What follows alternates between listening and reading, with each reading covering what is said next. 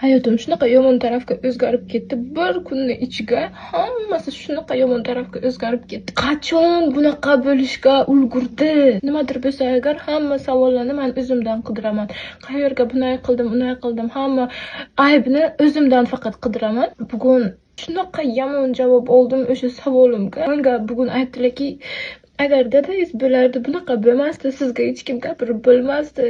Odamlar dadasi yo'q deb bilib o'sha uchun siz shunaqa qilayotgandi degan xayol menga kelibdi-da.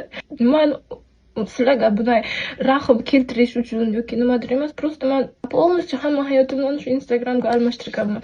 Dugonam, dardlashadiganim ham hammasi ana shu sizlar Instagram o'sha uchun faqat aytib beraman. Shu gap shunaqa yuragimga qattiq tegdi.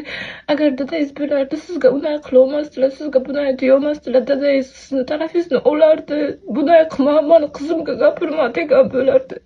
Hammasiga sabab ana shu narsa, dadasi yo'q deb shunaqa yomon SMSlarni o'qidim bitta odamni telefoniga. Men sizlarga faqat haqiqatni ko'rsatishga harakat qilganman-da, qanaqadir chiroyli yolg'onchiqan hayotni emas.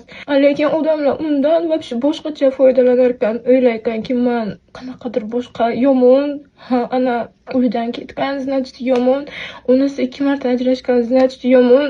Eng alam qilgani bechora nanam menga aytibdilarki, meni kechir, seni hayoting shunaqa bo'lgani uchun meni kechir deb yozibdilar-da. Men sendan qo'rqaman, sen kuchlisan, sen mendan ko'p kuchlisan deb oxiri shunaqa yomon ishlar qilib ketdi bitta odam.